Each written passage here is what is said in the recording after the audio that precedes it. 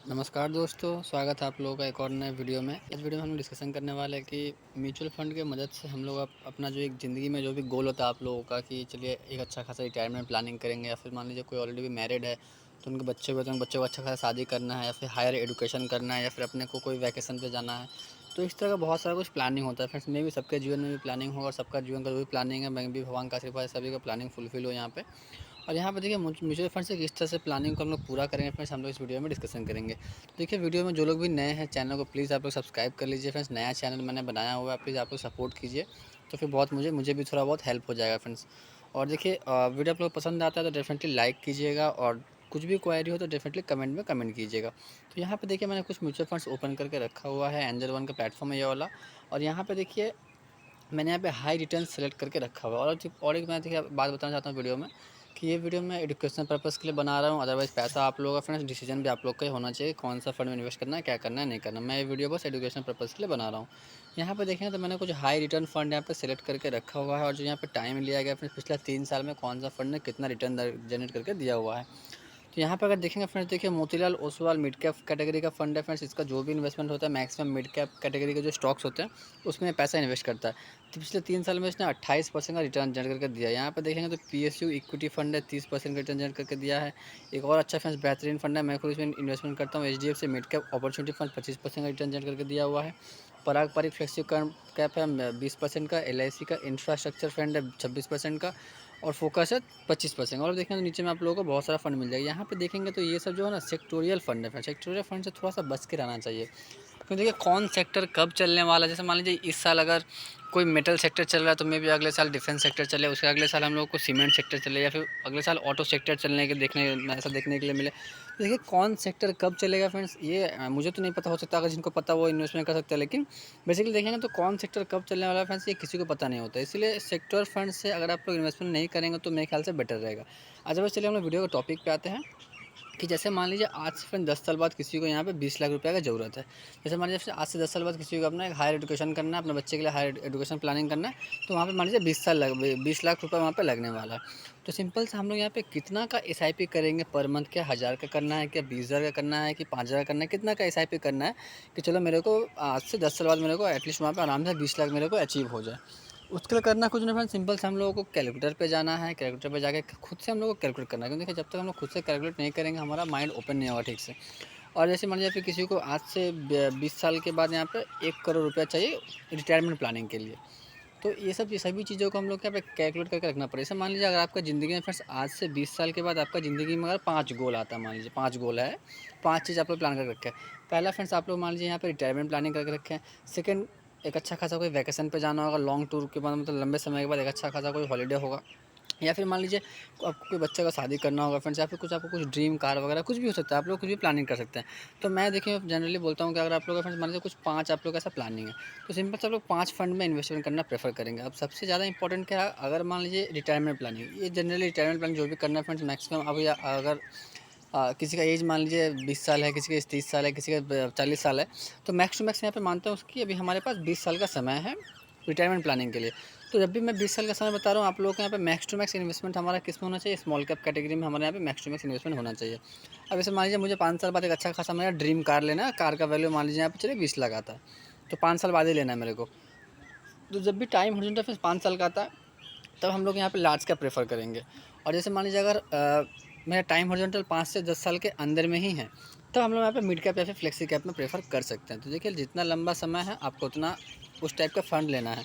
10 साल से ज़्यादा का समय है तो डेफिनेटली आप लोग यहाँ पे स्मॉल कैप प्लानिंग कर सकते हैं। 5 साल के अंदर में कुछ करना है, फिर प्लानिंग करें 5 साल के अंदर में कुछ करने का, तो वहाँ पे लार्ज कैप प्रेफर करेंगे। मैं ऐसा क्यों बोलता हूँ, देखिए जब भी लार्ज कैप होता है ना, जो लार्ज कैप कैटेगरी में जो म्यूचुअल फंड्स होते हैं उनका क्या होता है, जब वो रिटर्न देंगे फ्रेंड्स तो ज़्यादा रिटर्न आप लोगों को नहीं देने वाले, और जब मार्केट गिरेगा और जब वो भी उनका भी वैल्यू गिरेगा तो वो ज़्यादा नहीं गिरने वाले। लेकिन स्मॉल कैप क्या होता है, स्मॉल कैप फ्रेंड्स लंबे समय में आपको बहुत ही ताबड़तोड़ रिटर्न देता है लंबे समय में, लेकिन जब मार्केट गिरता है तो स्मॉल कैप सबसे ज़्यादा गिरता है। इनफैक्ट उससे भी ज़्यादा गिरता है माइक्रो कैप, जो कि थोड़ा सा और रिस्क ज़्यादा होता है। सिंपल सा लार्ज कैप में आपका रिस्क मान लीजिए थोड़ा सा होता है, मिड कैप में आपका रिस्क थोड़ा सा और ज़्यादा होता है, और स्मॉल कैप में आपका रिस्क यहाँ पे मैक्सिमम टाइम मैक्सिमम रिस्क होता है। और ठीक है, रिस्क का मतलब ये नहीं कि आपका कैपिटल यहाँ पे जीरो हो जाएगा, नहीं, कैपिटल आपका जीरो नहीं होने वाला फ्रेंड्स। म्यूचुअल फंड में जो भी पैसा लगा के रखा है, करोड़ों मतलब जितना भी करोड़ों लोगों ने अपने पैसा इन्वेस्ट कर रखा है, पैसा यहाँ पे किसी का जीरो नहीं होने वाला। हाँ, होता क्या है, आप लोग मान लीजिए यहाँ पे सिंपल सा 10 लाख रुपए डाल के रखे हैं, मे बी मार्केट कल ही आप जैसे मान लीजिए आज ही पैसा डाला है यहाँ पे सिंपल सा, आपने आज ही के दिन 10 लाख रुपए डाल दिया मार्केट में। चलो ठीक है, मार्केट अभी अच्छी जगह पे आपको लग रहा है, या फिर किसी ने आपको बोला, या फिर आपने खुद से सोचा चलो ठीक है मैं यहाँ पे 10 लाख रुपये इन्वेस्ट करने के लिए तैयार हूँ, और आपने एट ए टाइम यहाँ पे 10 लाख या फिर 1 लाख जो भी हो अपने हिसाब से आप यहाँ पे देख लीजिएगा। मैं यहाँ पे चलिए 1 लाख का वैल्यू लेता हूँ, आपने अपने हिसाब से यहाँ पे 1 लाख रुपये डाल दिया। अब क्या होता है, आपने 1 लाख रुपये स्मॉल कैप में डाल दिया, अगले दिन क्या फ्रेंड्स मार्केट मान लिया 2% नीचे है सीधा, तो फिर आपका अमाउंट भी यहाँ पर सीधा स्मॉल कैप जो इंडेक्स हो जितना गिरेगा उस हिसाब से आपका माइनस दिखेगा। लेकिन देखिए स्मॉल कैप अगर 2% गिरता है फ्रेंड्स, तो लार्ज कैप में भी यहाँ पे 0.5% या फिर 1% गिरे। तो इसी तरह से आप लोग प्लानिंग कर सकते हैं कि अगर स्मॉल कैप में जाना है फ्रेंड्स, तो मार्केट गिरता है तो थोड़ा ज़्यादा गिरेगा, आपको रिस्क वहाँ पर ज़्यादा, आपको कैपिटल जीरो नहीं होने वाला, लंबे समय में आपको कहीं ना कहीं गेन ही देने वाला है मार्केट, इस तरह से डाउन नहीं होने वाला। क्योंकि देखिए मार्केट हो या फिर आदमी फ्रेंड जाना सबको ऊपर ही है। तो यहाँ पर सिंपल सा बात यही आ जाता है कि मार्केट आज नहीं तो कल ऊपर ही जाने वाला है, चाहे जो भी हो जाए। और अभी देखिए आने वाला समय हमारा इंडिया का ही समय फ्रेंड, चाहे जो भी हो जाए, क्योंकि अभी अच्छा खासा काम हो रहा है और भी आगे चल के और भी अच्छा खासा होगा। तो जो अभी जो रिटर्न मान लीजिए, जो फंड अभी मान लीजिए 20% का रिटर्न दे रहे हैं, वो फंड आगे चल के 4-5 साल बाद में भी हमें 25% रिटर्न हम लोग को देखने के लिए मिले। लेकिन देखिए मार्केट है फ्रेंड्स, यहाँ से हम लोग को उतना ज़्यादा रिटर्न की उम्मीद नहीं करना है। हम लोग मैक्स टू मैक्स यहाँ पे 15% के लिए प्लानिंग करेंगे, और इसी हिसाब से हम लोग यहाँ पे सिंपल सा कैलकुलेशन भी करना है।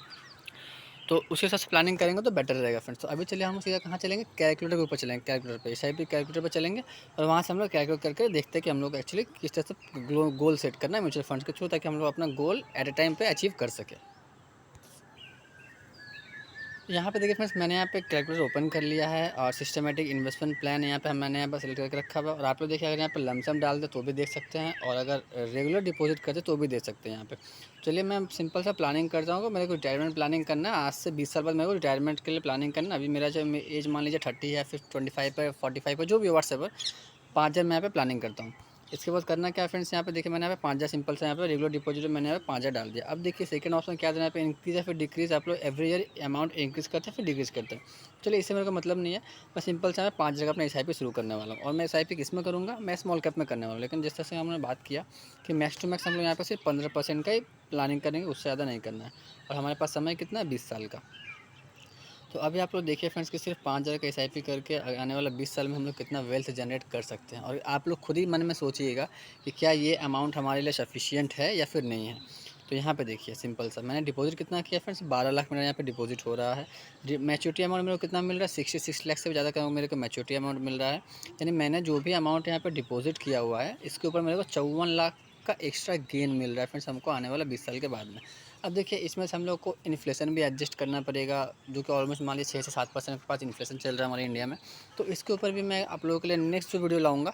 अगर आप लोग फ्रेंड्स बोलेंगे लाइक ज़्यादा आएगा वीडियो पे, तो फिर मैं यहाँ पे कोशिश करूँगा कि नेक्स्ट वीडियो में हम लोगों ने कि किस तरह से इन्फ्लेशन को हम लोग बीट कर सकते हैं। ऑलरेडी देखिए जो लोग म्यूचुअल फंड में इन्वेस्ट करते हैं वो लोग ऑलरेडी इन्फ्लेशन को बीट कर देते हैं, लेकिन फिर भी अब जैसे मान लीजिए मेरे को यहाँ पे दिखा रहा है 20 साल बाद मेरा अमाउंट का वैल्यू है 66 लाख, मतलब 66 लाख हमारा यहाँ पे अमाउंट का वैल्यू है।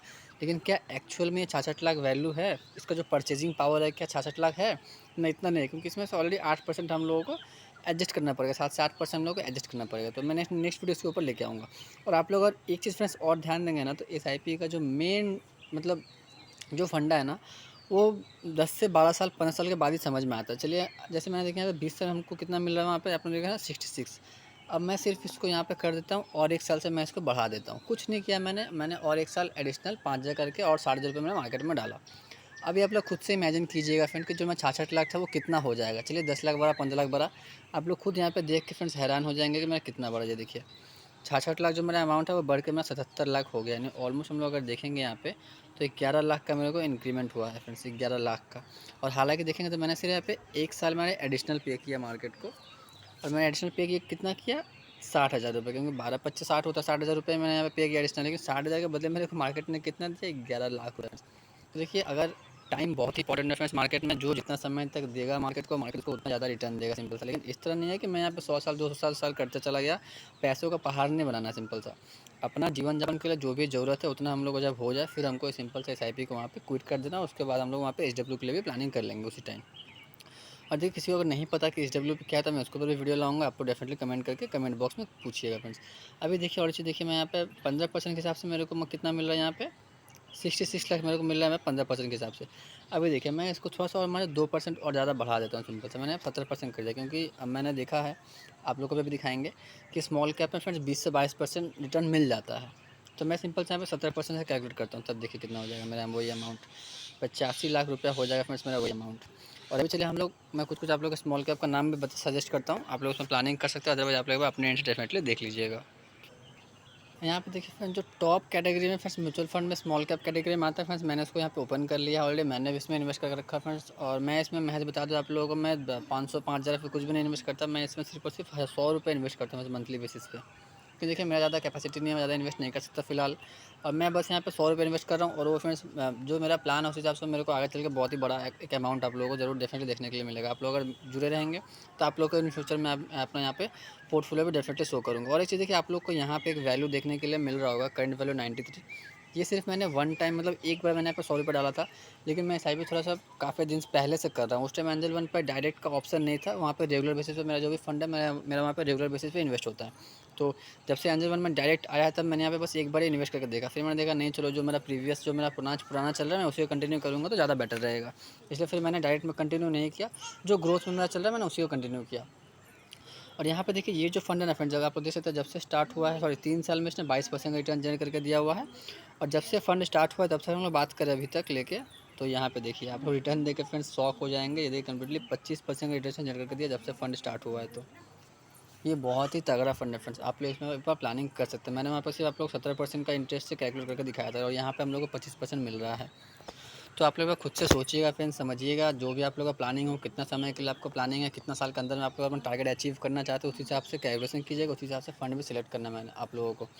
और देखिए कुछ भी क्वेश्चन हो तो डेफिनेटली आप लोग कमेंट बॉक्स में पूछिएगा। और वीडियो में जो भी आप लोगों को फ्रेंड्स अच्छा लगा हो तो डेफिनेटली लाइक कर दीजिएगा वीडियो को फ्रेंड्स। और प्लीज़ आप लोग मेरे चैनल को सब्सक्राइब कर लीजिए, मुझे सपोर्ट कीजिए। तो फिर आप लोगों का बहुत बहुत धन्यवाद रहेगा फ्रेंड्स। और अभी के लिए बस इतना ही। Thank you.